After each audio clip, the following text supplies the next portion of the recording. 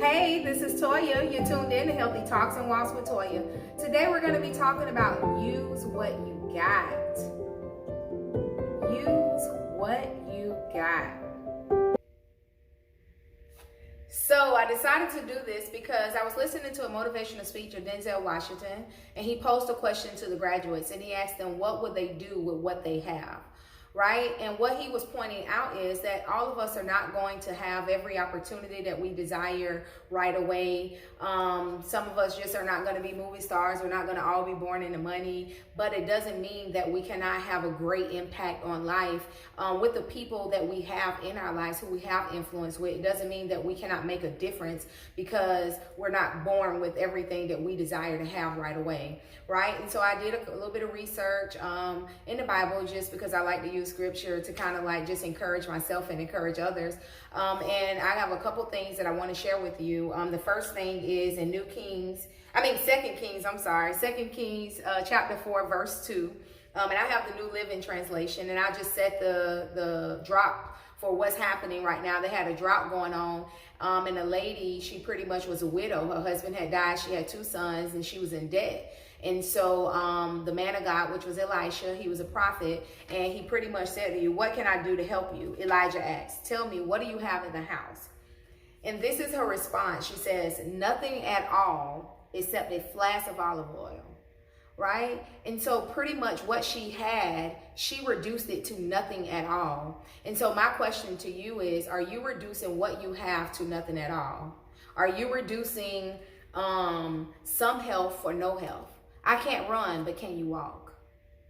You know, I don't make straight A's, but have you made B's? Are you passing? You know, and so that's a question that I want to pose to you, but then pause. I'm going to go back to the scripture. And then, so she reduced what she had to nothing at all. But the little bit of what she had is what God was going to use to bless her household. So what he told her to do was borrow as many jars as you can. And you all can go and read the full story. Like I said, it's 2 Kings chapter 4. And so she went and borrowed many jars as she can, and she began to pour the olive oil, right? And the olive oil just kept flowing and kept flowing and kept flowing until all the jars that she had borrowed had filled, and she had more than enough to sell the olive oil, to pay off her debt and everything. However, if she would have just continued to reduce what she had to nothing at all, then she would have had nothing at all. Her sons would have been sold off to slavery to pay off the debt and everything.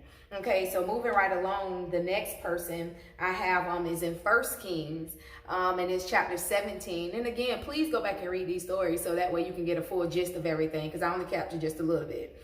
And it's another lady, and pretty much what was happening, there was a famine at the time, and Elijah came by.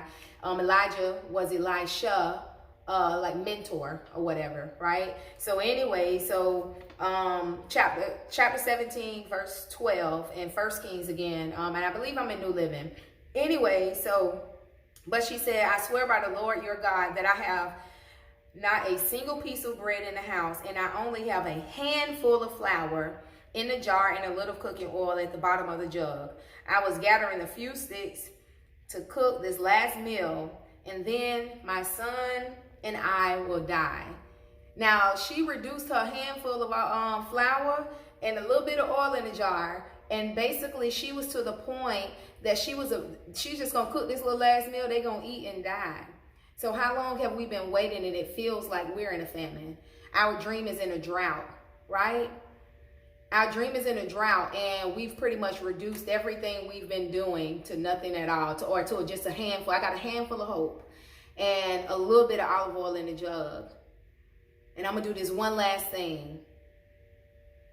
But Elijah told her, make me one first, and you and your family will eat. And she did that. And because she did that, she ate and her family ate, and they had more than enough. And they had enough to last them throughout the famine. And the last story that I want to get to quickly is Matthew 25, verse 14 through 30. So I'm not going to read all of it. I'm going to just kind of give you again a backdrop about what happened. And that's again Matthew 25, 14 through 30. And it's talking about this master. He gave his servant some he he gave them some gold or some silver, right? He gave them some sort of treasure, right? And so he went on his long trip. And so then he gave one of them, he gave him 5 bags. The other one he gave 2. And then another one he gave 1, right? So the one that had 5 bags, he quickly invested what he already had. So he was able to earn 5 more. The one that had 2 bags, he invested and he earned more. The one that had 1 bag was afraid to do something with what he had. And so he went and buried it in the dirt. And so when the master came back and everybody was able to show, hey, I doubled what you gave me, this guy had nothing to offer. So then his portion eventually got taken.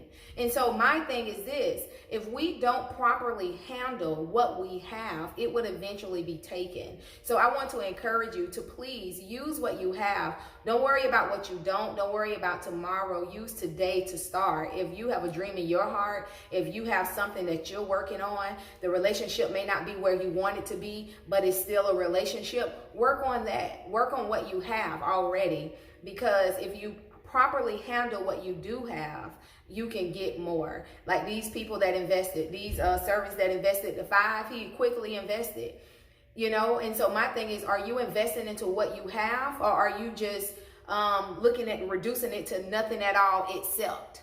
If you're just looking at it as nothing at all itself, you will never invest. But also too, it's tied to your obedience. How do you handle what you have?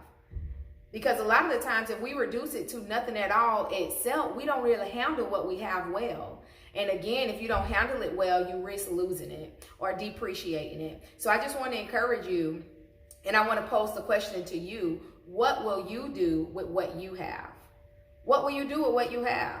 Okay, so this is Toya. Thanks for tuning in. I hope that this was encouraging to somebody to start where you are, using what you have. Don't wait until tomorrow. Don't try to wait till you get everything together, because everything may not get together, but you can do something with what you have, and you can make an impact where you are if you use what you have. Okay, this is Toya signing off. Thanks for tuning in to Healthy Talks and Walks with Toya. Don't forget to comment, like, and subscribe, and share. Thank you.